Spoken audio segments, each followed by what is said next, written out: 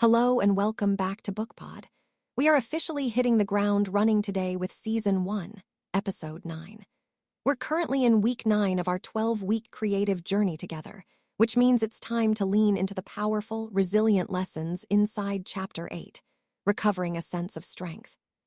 Today, we're unpacking what it truly means to survive creative dry spells, why we must dismantle the protective illusion of the Ivory Tower, how to spot gain disguised as loss, and how to completely redefine our relationship with age, time, product, and process. We will also dive into the practical tools of filling the form, uncovering your early patterning, working with tailored affirmations, breaking down this week's essential tasks, and closing out with our weekly check-in. This chapter is a profound milestone because it is all about endurance. It forces us to examine the secondary gains of staying blocked and gives us the raw, practical tools to build an unshakable creative stamina. So, over the next few minutes, let's unpack these blocks together and look at how we can transition from a state of fragile hesitation to absolute creative strength. Survival and the Ivory Tower. To truly recover a sense of strength, Chapter 8 requires us to look at the raw reality of creative survival. Every artist, no matter how successful, faces dry spells, rejections, and moments where the creative well feels completely empty. True artistic strength isn't about never falling down. It's about having the resilience to get back up. Too often, when we experience a creative wound or a public rejection, we run away and hide in what Julia Cameron calls the Ivory Tower. The Ivory Tower is a psychological fortress of isolation. We retreat there under the guise of protecting our art, or because we feel above the commercial market. But in reality, it is a defense mechanism rooted in deep fear. From the safety of the Ivory Tower, we can look down on the world and criticize those who are actually out there trying, failing, and creating. It feels safe, intellectual, and comfortable, but it is a ghost town for inspiration. Strength requires you to leave the safety of your tower, get your hands dirty, and re-engage with the active, messy world of living and making. Gain disguised as loss. Leaving that protective fortress allows us to witness a beautiful spiritual alchemy that happens in a creative life. Gain disguised as loss. In our creative journeys, we will inevitably face doors slamming in our faces. A project gets rejected, an exhibition falls through, a client backs out, or a massive piece of work fails to hit the mark. In the moment, it feels devastating. It feels like the universe is telling us to give up. But Chapter 8 challenges us to reframe these moments entirely. If you look back at your creative history with absolute honesty, you will see that every major disappointment was actually a directional signal pushing you toward a better path. A missed opportunity frees up your time for a much deeper, more authentic project. A painful rejection forces you to sharpen your skills or find an audience that truly aligns with your voice. When you develop creative strength, you stop viewing setbacks as final failures. Instead, you begin to look at them with curiosity, asking yourself, what space did this loss just clear out for me, and what greater gain is trying to take its place? Age and time, product versus process. One of the loudest complaints blocked artists make when refusing to take creative risks is the illusion of age and time. We tell ourselves, I am far too old to start playing piano now. I don't have the time to learn a new craft. Or, by the time I actually finish writing this book, I'll be 45 years old. To this, Julia drops a brilliant piece of truth. You are going to be 45 anyway. The time is going to pass regardless of whether you are actively creating or actively blocking yourself. This panic around age and time happens because we are hyper-focused on the product rather than the process. We live in a culture that only celebrates the finished masterpiece, the final sale, and the accolades. Because we want a perfect product immediately, we view the time required to practice and learn as a waste. Creative strength means falling in love with the process itself.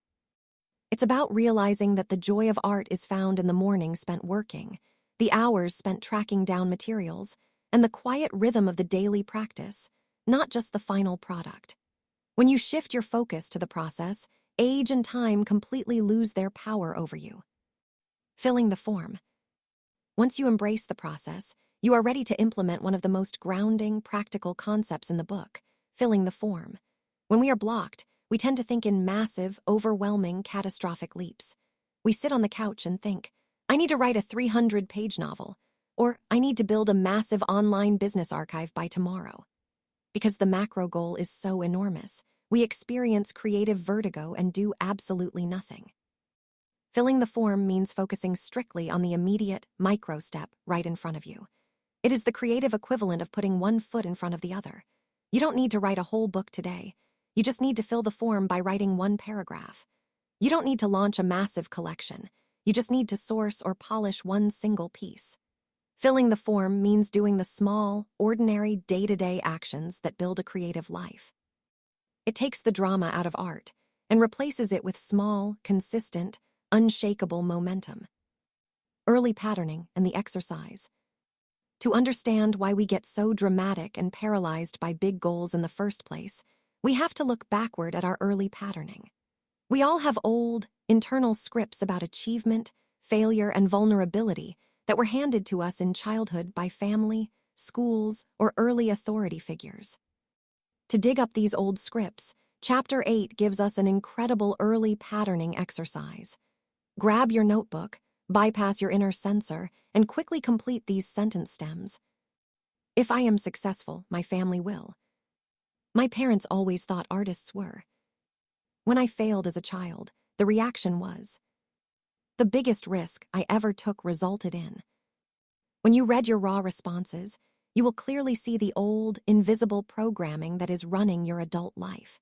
You might find that you are subconsciously avoiding success because you are terrified it will alienate your loved ones, or you might realize you are avoiding risks because an early failure was met with harsh judgment. Uncovering these patterns is the first step to dismantling their power over your strength. Affirmations and tasks. To actively rewrite this old, toxic programming, Week 9 leans heavily into the power of targeted affirmations. Affirmations are not toxic positivity. They are structural reengineering for your subconscious mind. This week, choose 2 or 3 affirmations that directly counter your early patterning, write them down daily, and let them sit in your mind. Use phrases like, I am legally allowed to be successful and loved. My timeline is entirely my own, and it is perfect. I have the internal resilience to survive any creative setback. Your core tasks for Chapter 8 this week are designed to put these principles into action. Your first assignment is to actively pick one area where you have been waiting for a giant miracle, and instead, choice to fill the form. Take one tiny, practical action step today, make that one phone call, organize that one shelf of supplies, or write that one messy page. Your second task is to review your early patterning exercise and write a letter of forgiveness to your younger self for carrying those old, exhausting family scripts for so long. The steps. As we look at the specific journey of this week, remember the steps required to build genuine stamina. First, we acknowledge our creative wounds without pretending they don't hurt. Second, we choose to step out of the isolated Ivory Tower and back into the community. Third, we actively look for the hidden gain in our recent losses. And finally, we commit to the daily, unglamorous work of filling the form. Strength is a muscle built through small, repeated motions. The check-in. Now, before we close out today's episode, it is time for our weekly check-in to reflect on how your journey through the previous chapter actually went. Take a quiet, honest moment to check in with yourself. Did you manage to write your morning pages every single day this past week? If you noticed yourself resisting the morning writing, what truth about your connections or your isolation were you avoiding? How did it feel to work with your jealousy map last week? Did translating that bitter sting of envy into clear, actionable steps give you a sense of direction? Or did you find yourself slipping back into resentment? Did you manage to take your artist date? And did you allow yourself to dig into some creative archaeology by playing with an old, abandoned hobby or project? Finally, did you catch perfectionism creeping in to try and freeze your progress? Or were you able to give yourself permission to be a messy, beautifully imperfect artist? Acknowledge whatever came up for you without a hint of judgment. Every bit of resistance you notice is just a sign that your true strength is fighting to break through. As you move into this next week, remember that you are far more resilient than you give yourself credit for. Stop hiding in the tower, stop worrying about the clock, and just focus on filling the form one small day at a time. Your age is perfect, your timing is perfect, and your creative source is limitless. Keep writing your morning pages, protect your weekly artist date, and I will see you right here next week as we move into Chapter 9. Until then, take care of your artist and stay strong.